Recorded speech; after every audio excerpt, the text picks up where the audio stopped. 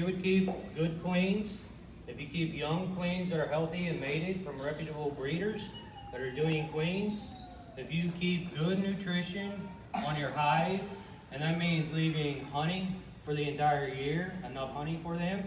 And this can vary year to year. Right now we're in a wet spell, our honey flow is on, we're making a lot of honey right now. But we try to leave around 100 pounds of honey on a hive. That's a lot for Oklahoma. But I do leave a full entire deep box, which a deep box is right here, we'll explain that in a minute. But a full entire deep box on every single colony, and that helps them get through the summer dearth. Oklahoma will always get into its summer dearth. Up here in the northeast side, it's a lot less than, say, central, west, and south. But they will go through a dearth. A dearth means there's no nectar coming in, and you have to be aware of your surrounding area. You have to be aware of what forage is coming in order to raise good bees. So if they don't have nutrition on them, if they don't have food, they're not going to grow. They will dwindle, and they dwindle quick. And it's faster than most people will ever notice. You might get bees that are doing great in June. We get into a dry spell in July, and they're dead at the end of July. I mean, it can happen literally overnight within a couple weeks. You have to keep up with nutrition. It's a big controversy among a lot of smaller backyard beekeepers about feeding hives. But if you do it properly, you are not contaminating honey. Most of the honey that is contaminated that people are worried about is from the packing side. It is not from the beekeeper side, even in the commercial cell. It is on the packing side of beekeeping. Then the third thing is mites. The majority of beekeepers, it's surprising how many people do not understand about mites. There is a Ferrero mite, looks like a tick, but it is a mite. It hangs out on the honeybee. It eats the fatty tissue of the honeybee. It's on the underside of the belly. We do not see the underside of the belly. So when we ask people why their hive died, and we always will ask, if you go into any group, any conversation, a beekeeper will say, my hives died. The first question that will come up is, did you do a mite count? And people will say, I didn't see mites. You're not going to see mites because they're on the bottom of on the belly of the bee and stuff. If they're on the back of the bee, you got a mite population that is out of control, and your bees are already on the verge of dying already. Mites do not directly kill the bee, they weaken the bee. Bees live in huge colonies, they're very close together. In the wintertime, we get the flu, we get cold, because we're indoors a lot. But during the summertime, those flu and that cold, it doesn't leave, but we're outside, we're spread apart and stuff, but it spreads rapidly. And this is what happens to bees. So a little bit of diseases come into the hive, and it spreads rapidly. And once those diseases take place, then your population is going to dwindle. There is no recovery at a certain threshold of mites. You won't bring your bees back. Another thing that new beekeepers want to do is they want to baby really small hives. If a beehive has a couple hundred bees in it and a queen, it's not going to do anything. There's not enough bees to bring that population up. You either need to combine that hive, quit wasting your time, or you can drop it down into like a mating nuke, a little bitty mating nuke, let that hive build up and then stair step it up. Or you need to just collapse that hive, like quit wasting your time on it, remove that queen, put her in another hive. But you need to give them bees enough to be able to do things. So a lot of beekeepers will come up to me and they're like, man, I don't ever get a honey harvest. They might be in it for 3 years and they've never had one. And they're like, can you come over and inspect my colonies? And I will go over there and I'll pop the lid, and they got 20 frames of comb and all this broom on the bees, and they got 3 frames of bees. Well, 3 frames of bees isn't going to do anything. Bees like to be compacted. A lot of beekeepers will come in here. This is called the deep box right here. This is what bees live in. But bees will come in here. You come in here and you put a nuke, I'll explain it in a minute. You put a nuke of bees in there, and then they will put another box on top. And that is just so much room for bees. They can't handle it. They don't like that. They like to be compacted. This is what bees do. So let them grow and manage a big colony. Don't manage for a little bit of bees. You want a big, strong, healthy bee colony, and then you're going to do better. If you understand queens, having very young queens that are very healthy, good laying, strong laying queens, if you understand the nutrition and they need nutrition, and you understand mites, 90% of your beekeeping problems absolutely disappear. You have to have those three things in check at all times. Now with mites, you do not have to treat with chemicals, but that is the #1 way that people will do it. But there are brood manipulations that you can do to a hive that will keep mites in check.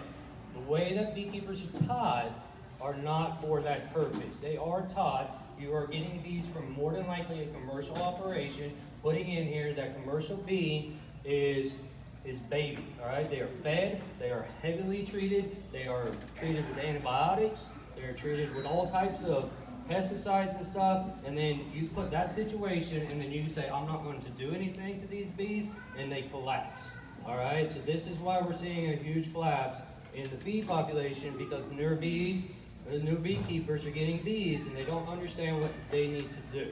In order to go treatment-free, you have to start out with bees that have been treatment-free. And everybody in the world on the internet will say they're treatment-free. I'll tell you right now, only 5% of all beekeepers know how to breed queens, and less than 1% of those beekeepers are a treatment-free operation that are actually like legit treatment-free operations. We are a treatment-free operation, but I do manipulations, so some people say I do a treatment. But I don't do any treatment for like in organic matter or in the synthetic matter. So if you understand that, your beekeeping is going to go a lot easier. Next, you need to understand what hive you want. In the United States, there's over 3 million beehives. Most of them are going to run on this type of hive. This is called a Langstroth hive. If you go in, you buy a nuke. So I'll back up right quick. A nuke, when you go in to buy bees, you're going to be offered a nuke, a package, or you can catch a swarm. A swarm is going to be free. A lot of people can't catch swarms. It depends on your area. Oklahoma, here in the northeast part, we got all our commercial guys. We got tons of beekeepers. I mean, there's tens of thousands of beekeepers in backyards here in northeast Oklahoma. It's a great place for bees. You go further west, that bee population diminishes to almost zero when you're hitting the Texas border and stuff. So catching a swarm out there, it's not, like, more than likely never going to happen. All right, so catching a swarm up here, so you have to understand your area, the beekeepers around it to catch a swarm. Bees have to come from somewhere, so they're coming from beekeepers mainly, or they're coming from a tree. So if they're not in trees, then they're coming from a bee operation. So you catch a swarm, that is going to be free, but you have to have a box and the equipment to catch them.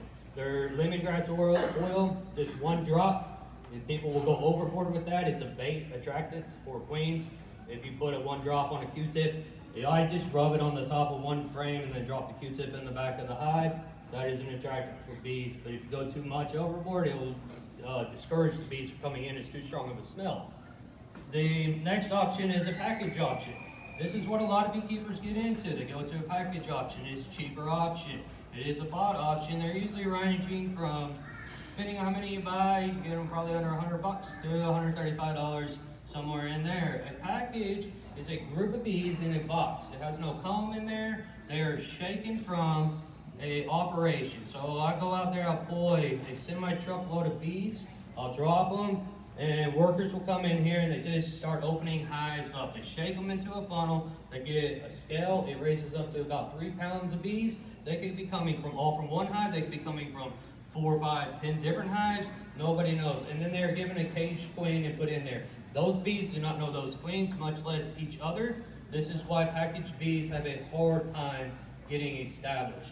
Packaged bees were designed for the commercial operations in north parts of the state. So when the winter killed their bees, they could get the beekeepers in south to send them bees up north to restock their hive. So they already have a hive built out. So you're about a month to 6 weeks behind a nuke if you go the package route.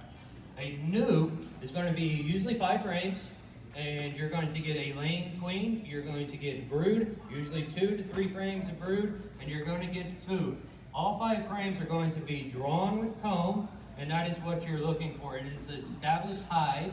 It's just a small hive. So I go into a big production hive, I find my queen, I take 5 of her frames out, I put them in a box, we monitor it for 3 weeks, and then we sell it to you. That is the way I suggest everybody always starting out with bees, is some type of nuke. Now, for beekeepers that want to get outside of the Langstroth hive, every hive there's good and bad to every hive, all right? The majority of bees are kept in laying straw boxes. This is what this is. This is a 10 frame hive right here, okay? It will look like that. This is your typical box. It's 3/4 pine. There's nothing to it, all right? It's easy for the beekeeper, all right? This is designed with the beekeeper in mind. It's not designed with really the bees in mind. It's designed strictly for the beekeeper in mind. It's easy. It's what our commercial guys use. You palletize them. You can lift them up. Each box comes separated and stuff that can get as tall as me. But this is what mainly when you're going to go, this is what you're going to find in the United States. All right, so you start with the nuke. It's going to come on these frames. This is called a laying straw frame right here. And so this will be drawn out with comb. This is a medium. They're coming 3 different sizes. They'll be drawn out with comb, but that's what you're going to get. And you're going to start it with that. If you want to get outside of that, the best way is either a package or somebody that you know that keeps a different style of hive. Now there are, like long lengths, so they're a conversion and they're a horizontal hive instead of a vertical hive. The downside about those hives, a lot of people like them. They're easy on the back, they're easy on the beekeeper, and they're a little bit nicer on the bees because you're not just ripping their whole hive off, or the whole roof off. So when I get into this, the whole roof comes off and bees are everywhere. So they're a little bit gentler on the hive. The thing is, bees don't naturally move horizontal, they move vertical. You always have to think of a tree, that's where bees live, so they move up and down and stuff. So it's ideal to go up and down versus vertical. The people will say that bees die more in a laying straw versus a horizontal hive, a vertical hive versus a hive. That's false. Every commercial operation runs laying straw. If they were dying at that rate that people want to think that they're dying, then we would not have commercial beekeeping in the United States. It is a massive multi-billion-dollar industry. Bees aren't going nowhere in that type of hive. This is predominantly what we run too. But I do have top bar. Top bar is no frames. The bees will build up on a thing, on just the bar of the frame. They're natural comb. I do like top bar beekeeping. It is easy on my back and stuff. I do have back problems, so I do get that. So if you got back problems, look at the horizontal hives. Bees will winter just fine in horizontal too and stuff if you keep the nutrition, queens, and mites in check. Another hive, we just got into it about 2 years ago. It's called the Layens hive. I'm sure a lot of people, especially follow like Dr. Leo or Doug and Stacy, this is what they run. The Layens hives are great hives. They are a very big, bulky hive, so it's a kind of a set it and forget it type of hive, but it's extremely gentle on the beekeeper, and it's probably the nicest hive out there for the bees in general. The frames, they're going to be like a deep frame like this, but they're going to be shorter, so it's going to have about that much taken off, but then this part goes on the bottom, and so they're going to be a deeper hive. So it gives the bees that vertical that they like, but then it's in a compact hive box. So they're going to be ran like a horizontal hive, but the frames are deep and long, so it gives those bees a vertical appearance. And then there's the Lithuanian hive, and that one is exactly like Layens, but it's a double. It's 2 of these. They're exact same size, but it's 2 of these deep. So it's even bigger and it's bulkier, but those are hardly ever found here in the United States. I don't even know a beekeeper that has them. They're a good hive out overseas, but there's some beekeepers that will build them around here. But that one's a good hive too. And like I said, you're not popping the top and bees are flying everywhere because you have that top bar, so all the bees are in the hive. So you can only inspect a hive at one time. As you notice in this laying straw, the bees can come in and out. There's nothing protecting them. And in the top bar, they smash up together, so there's no gap. So those are the, there's Warray. Warray is a small hive. My son over here, he likes the Warray. It's kind of like a delicate hive. I love it in a garden setting and stuff. But there's a lot of manipulations that you have to do with a Warray. A Warray hive, the bees, there's no instruction to them. The Warray hive, you take off a little box. They're only like 8 frames, and they're 1 foot by 1 foot and stuff. And so you take off the box, and the boxes go down. The bees build down, is supposedly, and then you harvest honey. And so you're constantly moving the boxes up, and then you harvest that honey, and you have to cut all the comb off, so you never get to keep the comb. But that's another one. It's a good hive for the right situation.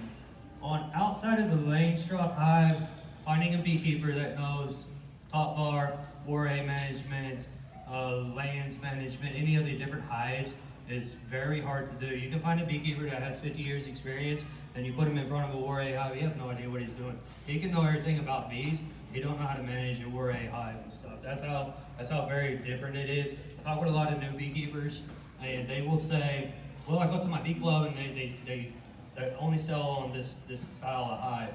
And the reason is because the style of hive, it's easy to get, it's all over the place, people know what they're doing and stuff. But don't be discouraged if somebody's telling you that, don't go down this route and stuff. I have a teaching yard in Edmond, and we have all these different hives set up. And if you're ever down that way and you want to go look at them and stuff, holler at me, because I love showing people to stuff. So there are beekeepers around. We're just very, very limited numbers on getting those type of hives started. Now you can always get any type of hive started with a package or with a swarm if you can catch one. A lot of beekeepers, they'll focus on genetics. And so I get a lot of new beekeepers and they say, well, where are your bees from? Now I'm only Oklahoma, my bees are scattered out across the whole state. So if you're in this part, I got bees 5 miles down the road, so I can get you bees in this part. Or southwest, I can get you bees in that part. But if you're going online and getting bees, they're probably coming off of the almond fields and they get sold in April. And then you're getting. So people will stress about local because they need local genetics, and they stress about this. So I tell beekeepers, I said, don't think of all the bees as being a local. So what you do is you get bees from a reputable beekeeper that knows what he's doing to start out with a good batch of bees, and then you go find a local queen breeder, and you switch the genetics through the queen. You don't have to necessarily get bees from a swarm in your area, because most swarms, while there are some feral hives around, most swarms are just beekeepers that have their hives swarm, and they're just repopulating year after year. Most bees will not last more than 18 months if some type of intervention is not taken for mites and stuff. So most beekeepers, they'd say, I didn't do anything the first year, and then the second year, this is when we see the decline. First year is good, it's all solid for them, and then boom, their bees completely dwindle. Second year, they try in the third year. The third year, they don't have success, and that's when they have more than 80% of beekeepers fail in 3 years, and they get completely out of it. So look at where your hive is, look at what you want to manage, and then focus on the genetics around your area, but you don't have to really focus on the swarm type of genetic. Get good bees, start with good bees, and then start finding the queens that you love to work with. Honey production, if you're into honey production, if you're into treatment-free, there's beekeepers around that will pull queens from different various colonies that are doing well and breed those characteristics that you want. Some people want bees that do not sting, okay? Now, this is a big craze, especially online. I know what hives I can go into and not get stung. I also know what hives I can't get out of my truck without a bee suit on, because they are here at the fence, not at the hive, they're at the fence meeting my truck. All right, so this is why I can show people online that I can work bees with no suit on. Here in Oklahoma, West Texas, and going out to California, we do have Africanized honeybees in here. They are a strand, the killer bee thing and stuff. They are very hot hives. We do have them all 77 counties here. Going east, we don't have them that much. Now they've been eradicated pretty well, but the genetics are still here, and we see them especially in western and south part of our state, hot hives. So be cautious with that. I'll always tell beekeepers, new beekeepers, all right, you want to check them with no suit and stuff. Leave that up after your first year. Get you a suit or a jacket. I prefer a jacket because bee suits are very hot. So get you a suit or a jacket. If you're in the south part, get you a ventilated suit. Do not even waste your money on a cotton suit, because you will not check the bees in August. And a full-blown suit like that, it is extremely hot. Even those ventilated suits, it's extremely hot. Get you a good suit. Get you a nice pair of gloves that you like. You don't have to use beekeeping gloves. I hate beekeeping gloves personally. I use like the vinyl latex type glove. They're a brand that I use is Venom. You can get them at Lowe's. They're really thick. They're like 6 mil. Bees do not sting through them. I wear black ones, and they don't attack the black and stuff. That's a false thing, so don't worry about the black. but they don't sting through it. If they do happen to sting through it, it's a very minimal sting, but I have dexterity in my fingers, so it's easier for me to figure out the frames, hold frames, check bees, mark queens, and things like that. I need my fingers. Bulky bee gloves, you're squishing bees. The more you squish bees, the more they get riled up and stuff. So always think about what is on your hands. If you go slow, then outside of really hot hives, if you go slow and work in a timely manner, then your bees are going to mellow out. You're just not going to be, bees will feed off of your energy and stuff. Bees also do not like to have their hive open for a very long time. See, new beekeepers, you got to learn. So don't be scared to get in your hive, but limit what you're doing in your hive. Limit the time of what you're doing. A lot of beekeepers, especially new beekeepers, will get hung up on finding that queen. That queen is a glorified worker bee, and if you think of her as that and only that, then you're going to have a much better time in beekeeping. All right, so when I'm going through a frame, I'll take a frame out. As usually, you start right here on the end. You'll pull this frame out first. Usually the queen will not be on the end. She can be, but most of the time she's not. You pull that out, that way you're not going to roll her. I will scoot some frames over to give me some space to work with, and I usually will pull a middle frame out. All I am checking for is eggs. You can see eggs. They are hard to see, so get some breeder glasses or something if you have problems with that, but you can see them. If you keep them on black foundation or if it's dark comb, you can see the little white eggs. If you can see the eggs, and they are in a good laying order, so she's not spotty, she's not laying here and then laying here, or like all this is no eggs, but she has a good solid laying pattern, then that's all I need. That queen is in there, she's doing her job. I don't need to look anymore. I'm looking now for swarm cells. If I did my job in the early spring, then the swarming impulse is already done. And if I keep room upon my hive for the honey flow, swarming is very little. All right, doesn't mean they won't swarm during a honey flow, but you're going to have a better time if you take care of it early before trying to grab them right now and make changes. So there is ways to manipulate hives for the beekeeper's way of doing things if they understand what the bees are going to be doing.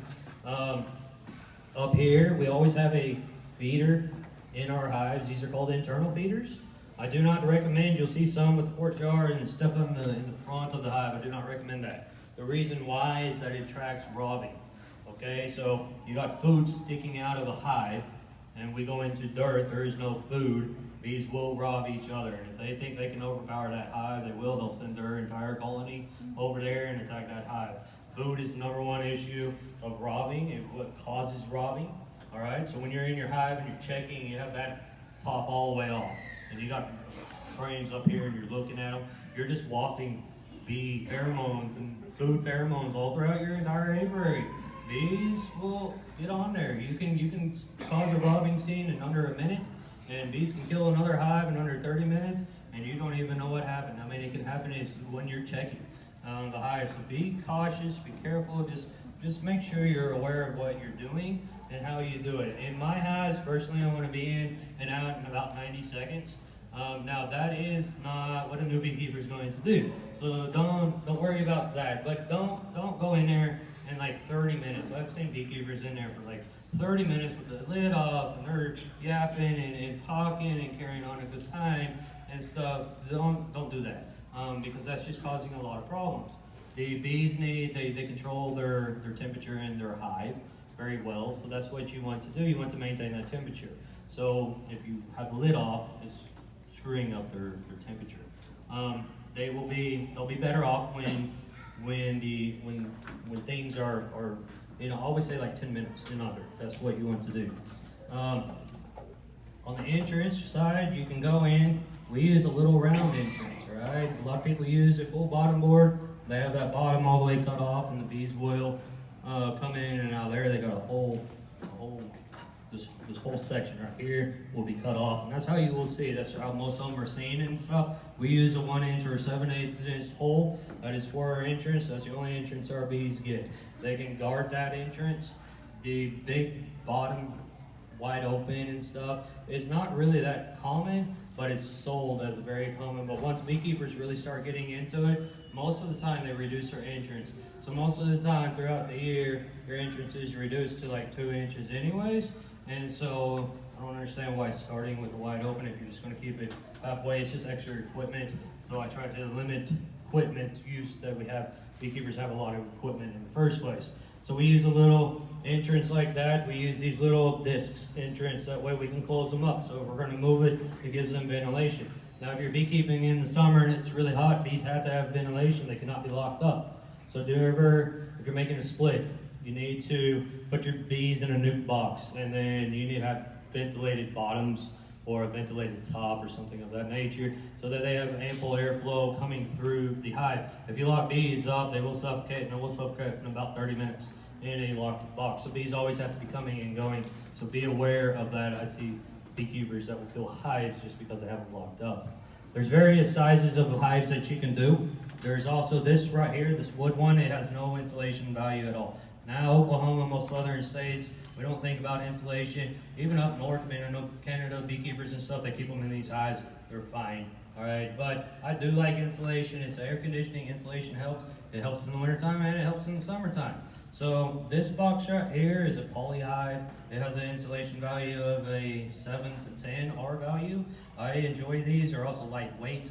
Again, I have back problems, so the lighter I can get the bees off is better for me and my back. So I really do like these hives. We just started using them. You have to paint them because the sun will heat the poly, but once you put a good exterior paint on it, they're good. But they are light. This is a 6-frame run right here. They make them in 8 and 10 as well. That's the most common sizes of Langstroth equipment will come in. So there are various ones there. There's also an Apame hive. I run a ton of Apames. It's an insulated hive as well, and that insulation value can get up into the R10 value. And it's a more expensive hive, but it's an absolutely complete hive. It's all locked, interchangeable. Got good ventilation. It comes with a pollen trap if you're into pollen, so you don't have to have a lot of extra equipment. It's all built into one, but you pay for it all at one time. So people will say, well, they're really expensive, but that's the reason why. So you can go into different hive styles, so you don't have to be just focused on the wood one. The wood one's going to be your cheapest option. It's going to be very readily available, so that's what you're probably going to start out with. Make sure you get a good smoker. This one right here is a little one. I don't really recommend this size. I recommend the next size up, and something with a flame guard, heat resistant finger guard. Those smokers can get hot, so when you're burning the wood or whatever material you have in here and pumping this, the stainless steel right here, it gets hot. That heat radiates into your fingers. They make them now with a finger guard, so that heat is staying away from your fingers. I recommend that type of smoker. As far as smoker fuel, anything that burns, cool. If you put hot smoke on bees, it singes their wings. It makes things unpleasant for the bees, and they're not going to be happy. So you want stuff that is cool. I personally use cedar chips. It's what I have available. I carry 5-gallon buckets of cedar chips in my truck. That's what I burn. Pine shavings are another one a lot of people use. Pine needles. I do not like pine because the gum, it gums up the smoker really bad, and so I just don't. I stay away from pine. Grass and leaves work really well. Paracord and burlap are another one that are some of the beekeeper favorites. But really, whatever you have around that's going to produce is cool smoke. When you're smoking a hive, a lot of beekeepers need to learn how to smoke a hive. They'll come in here and they'll get this thing pumping and it's boiling out of smoke, and they'll come in there and they're just like that. And you don't need to do that. That's crazy. But it makes the bees mad and stuff. And if once you keep disturbing bees long enough, then they can be mean to you, but they can also turn on their queen, because they're like, this queen is not doing right, and you're the one that is screwing up, but you are masking her pheromones so bad that they don't understand what is going on, and they can kill your queen. And she can be killed because you improperly use smoke. All it takes is just a little bit of puff, like right here in the entrance, 1, 2, just like that, crack the lid, another one just like that, and then you go work your hives. And once you're working the hives, if they get a little bit agitated, just another 1 or 2 little puffs, and that's all that it takes. You don't need to be in there just puffing the smoke. They don't like it. They don't want to do that. So if you keep them calm, they're going to be a lot easier easier beekeeping for you. When you're checking hives, so after you install your nuke, when you're checking your hives, you start from one side or the other. You want to remove the first hive or the first frame out of the box to give yourself room to work. If you want to take 2 out, that's fine. I just take these out and I'll put them out here onto the side right here by the hive and then work them like that, all right? I don't want to keep them out here too long, but that way I get room. Do not put them back in here and try to take each individual hive out. You'll roll bees, you'll roll your queen, drones can't fit through it and stuff. It will make things agitated, so make sure you take 1 or 2 frames out what you need to properly work bees and manage the bees without disturbing them too much. When you are done with it, put the frames back in the best order that you can remember. This is why I don't want to take all the frames out, but one. But keep the brood always together, never separate the brood. You don't want to come in there if you're drawing a frame like this, like a foundation or a natural frame, and then you don't want to just plop that right down in the middle of a brood. You can in the summertime, you can't get by with it in the fall or the spring. It separates the brood and the chilled brood will happen. So keep the brood together. You can run bees in a double or a single, or you can run with no queen excluder. That is all dependent on the beekeeper. So I run 100% of our operation with queen excluders, a single box on 7 frames. I do not use anything standard in the beekeeping world because that is how I run bees. That is what works for me and my family running bees, and I think is what's best for the bees themselves. All right? You could have a completely different, that's good, but that's how we run bees. I like them. I like bees very tight. I like bees and my queen in 1 box, and then my second box is their food box. I do not harvest all their honey. They have to fill up that second box for food, and then once they fill up that second box, if I have their queens under control, if I have the mites under control and nutrition under control, they will pay me 100% rent. I guarantee it. And we can usually get 2 to 3 extra boxes of our rent. They have their honey, they are taken care of. It limits my feeding. I have over 800 hives. I still feed in 5-gallon buckets. That's how little of feeding I do to my colonies. All right, most people have IBC totes and buckets when they're in my numbers and stuff. We don't. It's 5-gallon buckets. I usually carry 2 or 3 in my bee yards for an entire day because I do not like feeding, but I keep food on them. That's how I was taught. That's how I teach my kids. That's how I teach people that go through our courses. You want brood, then you want food, and you have to give them food. So when they have the food, they will give you honey crop. So make sure that you're keeping that down. So if you want to use queen excluders, that's fine. If you're going to use a queen excluder and you just got your bees, let's say you just got your bees and you put the nuke in here and you're excited and you got your box on and you're like, hey, I need to get my queen excluder because this kit you bought came with everything that you probably don't need, but it came with a whole bunch of stuff. So you got your queen excluder on here and you put your second box on here and there is no comb in there. Those bees are not going to come through that queen excluder. They have no purpose to come through that queen excluder. You gave them no purpose to come through that queen excluder. To them, you put a lid on here, then you just gave them some extra air up here, and they don't understand. They don't want to come through it, so they're going to swarm on you. New beekeepers get caught off guard by this all the time. You need this box filled up. When it's 80% filled, and when we talk about 80% filled, we want comb on all 10 frames. We want bees covering 8 frames, all right? So when you open it up, there's bees across the box, and they're dense bees. They're not just bees up here. They're all covering the bee. You put your next box on. You do not add a queen excluder on at that time. You let the bees draw that entire box up there. Even if you want to run singles, let them draw. Give them something to entice them to come up there. Once they have it drawn, then find your queen, put her down in there and run your queen excluder. Even on a double, if you want to keep her out of the honey super, make sure that they got comb up here and they're more likely, more resilient, or they'll come up better through a queen excluder if they have something to go up there. If it's just on foundation, they don't want to come up there. It's too much work for them and they'll swarm on it. So understand the queen excluder if you want to use it. To me, it's a tool.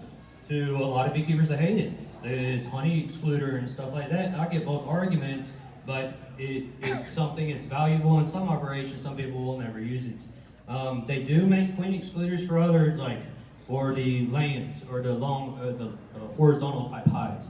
They do make queen excluders for that. It's the exact same purpose. It's just you're not going vertical, you're going horizontal and stuff, so you can use them in there. Now, on those type of hives, we let them run natural, so wherever the bees are going to go, they're going to go.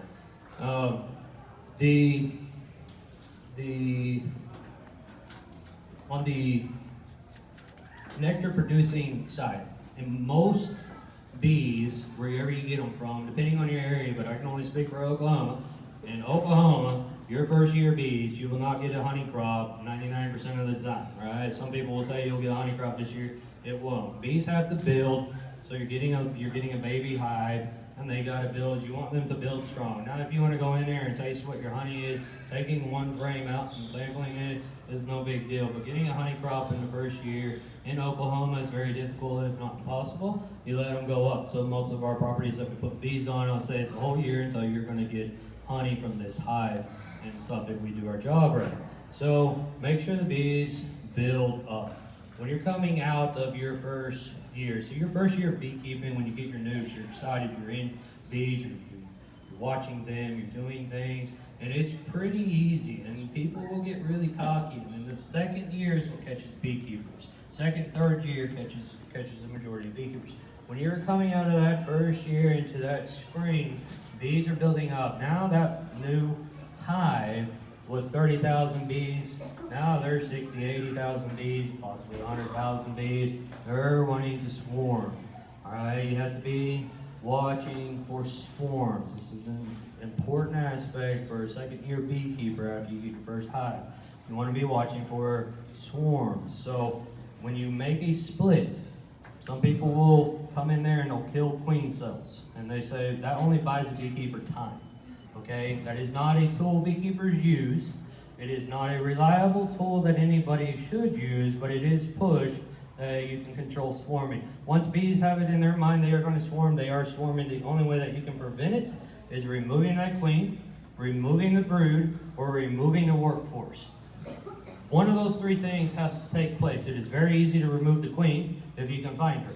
So if you remove the queen, you can make a simple split, or you can kill that queen and let them raise a new one. All right? What I like to do a lot is I'll take a hive and I will just switch its location with a smaller hive. So I always recommend starting with at least 2 nukes or 2 colonies, never one, because if one is weak, then you can always borrow from this hive and give to this hive to boost it up. You can also see the transition between 2 hives. But if one is going really rapid and you want to slow it down and you got a weak one right here, you take this hive right here, you put it in this place, and this hive right here, and put it in that place. And those foragers from this big, large hive are going to go back into there and boost this little hive up. And that will control and help control swarming a lot. And it's called neutralizing a hive. There's not a lot of beekeepers that do it, but it is a very popular method of controlling and equalizing hives out. So there is that. So you don't, beekeepers will be, I want 2 hives. And I don't want any more than 2 hives. And can I keep 2 hives? Yes and no. You can keep 2 hives for the majority of the year, but eventually you're going to have to make a split. So if you got 2 hives, you need 2 new boxes in your spare. You need something to make that split. Once the new queen comes in here, she's laying, and you like her attitude and stuff, what I always do is we'll kill this queen in their little split, combine that back, and then you're back down to 2 hives. So for about a month, 45 days, you're going to be at 4 hives. And then the rest of the year, you're going to be at your 2 hives. But you can't get by with just 2 hives. You have to always make it split, or they will swarm.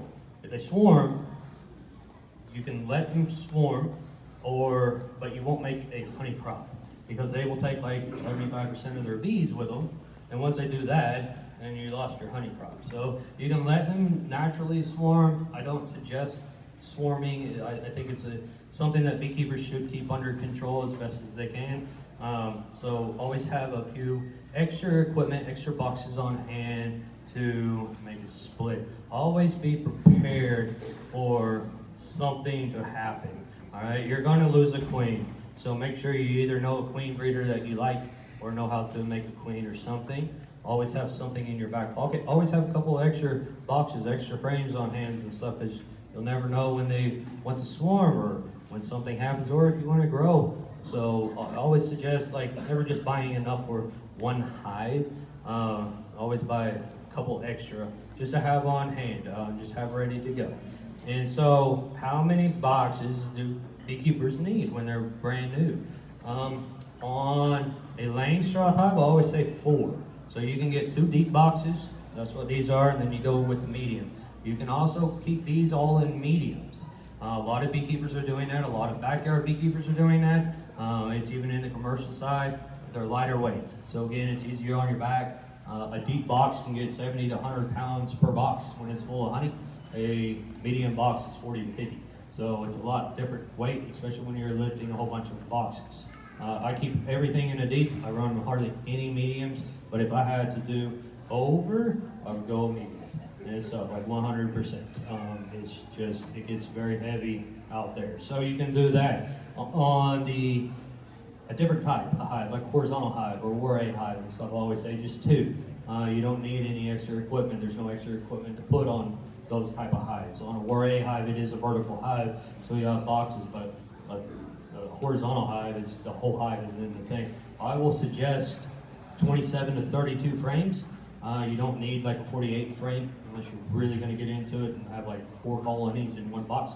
But somewhere in that frame is what you want to look for in a horizontal type. That will give you enough room to build a population of bees, split those bees with the divider board, and then have another hive. So you can have 2 colonies in one hive doing the same thing. With the vertical or with the horizontal hives, you can keep that hive right here nice and neat with the brood, and then you can super and put a box on top, and that gives you your honey and stuff. And so you can converge. You don't have to just say, I'm going to have a horizontal top bar hive, but you can't get honey if you don't want to mess with that type of production. So you can take a box, and they do fit on a hive, so you can super them and get honey that way. Or you can harvest the honey inside the horizontal hive on the end. A lot of beekeepers do not want to destroy comb and stuff, so that's where the horizontal hive, like especially top bar and Warray, there is no way to extract the honey out of it. They don't build in foundation, they don't build like a solid thing like this. They will be, all this part right here will be removed, and the comb is just going to be here. So you can't put it in an extractor. I mean, it will just blow out, and so you have to cut and strain. So a lot of beekeepers don't want to do that because it's a lot of work for bees to build new comb. It takes a lot of honey to build new comb. So a lot of times they will super up a horizontal hive so that they don't have to destroy the comb that's in the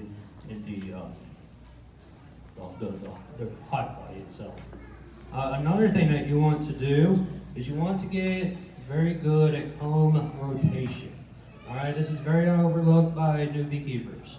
So we try to recomb all of our brood chambers 100% every year. And how we do that is our bees stay in a single box. The second box, they get all brand new foundation. This is their food box. Once their food box is filled up, I will run them back down in the wintertime and end of September, October. But this new box right here goes down into my brood box. They will raise those bees in this box, and then that box comes off. That's how we change our brood comb every year. It's a rotation that we have. You're not going to do that. Don't try to do that, but you've got to think of some type of rotation. So when you get these frames, you don't know how old these frames are going to be from any beekeeper, no matter what hive you have, style you want to keep. You don't know how old they are. You want to get them out as soon as you can. Wax is very porous. It collects everything in nature and stuff. The black wax, when my grandfather, he prided themselves back in the day. Got black wax, man. Great, you know, they'd be 30 years old. Can't do that nowadays. There's too much pesticides, there's too much, it's harming bees, and they will suffer on very heavy, dark comb. Most operations are in a 5 to 7 year cycle of comb rotation. So most people will take 3 frames out, get 3 frames new, and they have a little system of that. So they are switching out their comb every year, but just in small things. But if you really, let's say you bought a new, let's say you want to start a laying hive and you buy a nuke because you can't find anybody that has laying frames. So what you do with that nuke is you take that nuke, you take that queen, you put her down in there, you take 1 frame of the brood, you put it in your layings hive, even though the frames are going to be very different, you're going to have to saw off a little bit aside. But you take that 1 comb, you put it down there, the rest of the comb you disregard, and you shake all the bees down there. It's called a shook swarm. So if your bees are sick, all right, European foul brood It is something that hits very hard, very heavy in the spring. It comes on by either excess moisture, or if you keep bees like me and you're in a neighborhood, and your neighborhoods spray their yards for weeds, if we would see it, and we see it extremely heavy and very high-end neighborhoods that we keep at, every single April, yard guys are out spraying. Our bees get a EFB, all right? EFB, if it's real bad, we do shook swarms. We put the queen, we lock her in there with the queen excluder. The bees are going to be very mad because you're taking away everything they have. But that's one way that you can correct it. Most of the time, you can feed them very heavy and they will rebound. But if they're not rebounding, you have to get them off of those frames, and you have to take drastic measures to do it. So you can't let that queen leave, because once you take away all their brood, their nest and everything, they're wanting to swarm. So if we lock that queen in there, give them about 10 days with a bunch of food, and she'll start laying again. But that's one way that you can correct EFB. Those are some of the more common diseases that you're going to deal with. A lot of people will post online and they say, I got this something going on, and beekeepers will come out and they're like, AFB. I do not personally know a beekeeper that has really ever seen AFB in their hives. It is a thing. It is extremely deadly. You cannot cure it. You have to kill the hive. If you are caught with AFB and you do not turn it in and stuff, it's massive fines, and the inspectors, state officials will come in there and kill your hives. But you have to kill all the hives within a 3-mile radius. So it's very deadly. But a lot of beekeepers will jump to AFB. It's not AFB. More than likely guaranteed it's not AFB. You're probably looking at European foul brood, not American foul brood. So American foul brood, though, is a disease that people need to know about, but running across it is not going to be something that most people are ever going to come into. Chalk brood and then other diseases of that nature are stuff that you should read about, you should learn, and you should understand that they're there. Again, it's shocking that people will come to me and get bees, and then they don't know anything that bees carry a pest or carry a disease or something. And it's sad because you're spending your hard-earned money, you're trying to keep bees and do things nice, and then all of a sudden you just get hammered by something, chill brood or chalk brood or something like that. Chill brood is because your bees are not confined in enough space. There's too much air going through. We do see it here in Oklahoma because our Aprils are very erratic. We can be warm and the bees are building up, and then all of a sudden it plummets and we get a snowstorm, and the bees can't physically get back in and cluster. They're too brooded off and stuff, so you're going to lose some. It's not anything that you have to worry about unless it's huge, but it is something that you guys need to read about and at least do some type of research on the pests and diseases. On going back to the hive, there's a couple of ways you can keep your hive. You keep it in ventilated hives. So ventilated, you have a screen bottom board. This came about in the Varroa, when Varroa hit the United States. Screen bottoms are not a huge beekeeping thing. It's more popular among the backyard beekeeping crowd, or very deep south Texas and stuff. Screen bottom boards, they're good if you like them. I run all solid board. Bees can control their temperature very well in their hive. But screens are something that you can do. Bees will live just fine on them in the wintertime. It doesn't matter. It just takes more work to keep that hive maintained at a certain temperature. I personally like solid, but the screen bottom board, so I don't put too much. This kind of what you want. Do not rely on mite counts through a screen bottom board check. So when you're taking out, they come with a little corrugated board that goes under there, and you count mites on there and stuff. Don't rely on that if you have a heavy mite. You can, if you treat and you do a wash or something like that, you can count the number, drop within 24 hours. But just looking at a mite board doesn't do much of anything. It doesn't tell you the overall healthiness of the colony. So make sure that you get what you like, but don't put a lot. Like if you like ventilated and you don't want the bees bearding and stuff like that, then screen bottom boards are fine. So you don't have to get talked one way or the other. It's going to be something that you like. Bees can maintain screen bottom boards. They can maintain a whole bunch of situations that a beekeeper puts them through, but they can't take the mites and the diseases. And I hammer on that to new beekeepers, and it's because it is extremely important to understand that area of beekeeping. That is the dominant area of beekeeping and why beekeepers lose their hives. It's not because pesticides are used it's because of mites. And mites got into your hive, they took over, and your bees died. So that's why we do it. Does oxalic acid help you? Yeah, so he asked if oxalic acid helps. So oxalic acid is a treatment, it's an organic treatment. There's a few organic treatments out there. Oxalic acid does not help treat mites in brood. It does in the wintertime, so if they're broodless. If you want to, you can do synthetics and stuff like that as well. Again, we don't treat and stuff, but there is that option. Oxalic acid is a very gentle treatment, and it's almost too gentle and stuff, but if they're broodless, it does help, but it can't penetrate the brood. Varroa mites live under the brood. A lot of people want to go treatment-free. I mean, that's where a lot of people want to go at. And so, be finishing up here.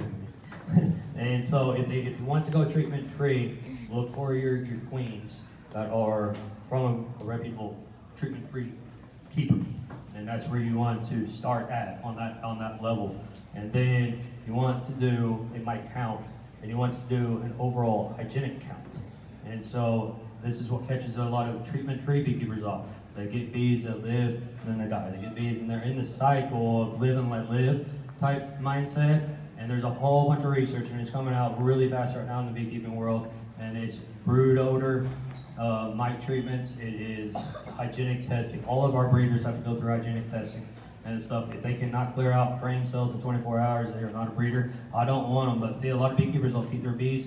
The bees are spreading those genetics around in their apiary, and if your bees cannot handle mites, then they're just spreading those bad genetics around. Genetics come from the drone side. They do not come for mites. Mite control hygienic behavior is drone side, it's not queen side. And so when you have drones going out there and they can't handle mites, then it's just populating your area with more bees that cannot handle mites and stuff. So there's a lot of different changes going on, so understand the genetic part of bees. All right, does anybody have any questions here? Two of them, real quick. First one is, wow, and is there a book for baby bees for dummies? Okay, I think a lot of information is very good. Second of all, is it true that local honey will help people with this virus? Answer that. Okay, so on books, there is a Beekeeping for Dummies book and stuff. It's actually a very good book.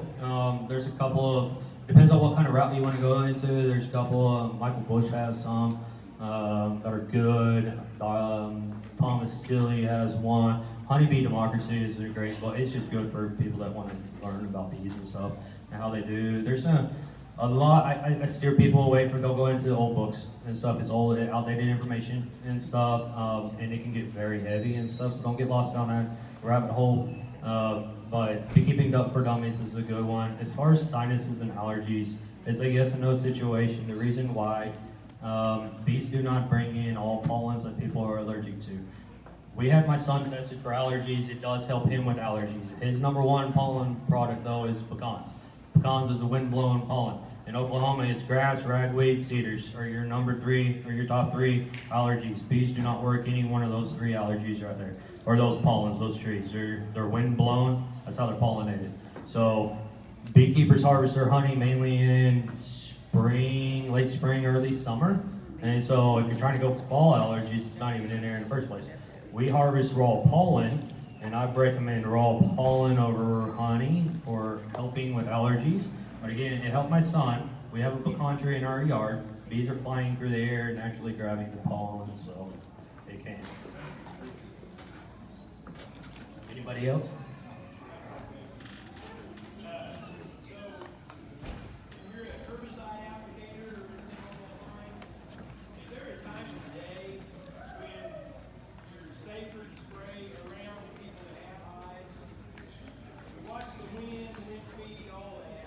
Early morning or evening is the best time. Evening is the best time. Always going to be the best time. Now herbicides, if it's just herbicides and stuff, I don't recommend spraying herbicides and stuff. It doesn't physically hurt a colony really, unless they're going to get into the pollen. So if it's a heavy dandelion crop or something like that, early pollen, they're going to be out there foraging it, and that's where we see the EFB and stuff. But I mean, like, people put a lot of thought into it and stuff. I always tell people you're going to spray in the evening. and stuff, but limit like overspray on the hive and stuff, but there's no really getting around if you're gonna use it and stuff. So it will dry overnight and then the bees won't really get to it and stuff, but yeah, I don't know, I don't recommend one, so. Anybody else? All right, I think we were having a question and answer right or something like that. Yeah. We'll go over there if you guys have any questions or want to see it. We're in a booth too, so you can come see us. Yeah, guys, let's give him a round of applause, man. Talk about an expo.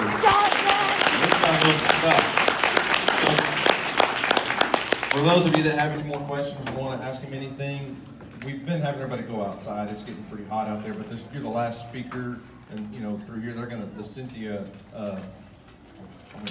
Ridge Band's gonna be setting up in here. If you just want to do a Q&A session over here, so it's not so hot, I would do that. Don't forget he does have a booth over across the parking lot, and if you have any questions, I'm sure he's got everything set up over there. So catch him over there this afternoon sometime. One other thing, someone lost their phone in the bathroom in the barns across. Someone left their phone over there, so if you missing your phone, it's in the headquarters office up here. If someone asks if anyone's seen a phone, direct them to the ladies in the headquarters office. The Cynthia Ridge, I want to say Cynthia Young. I don't know why, I did that yesterday. Cynthia Ridge Band's gonna be in here for about 30 minutes. It's probably gonna take them a little bit to get set up, so I would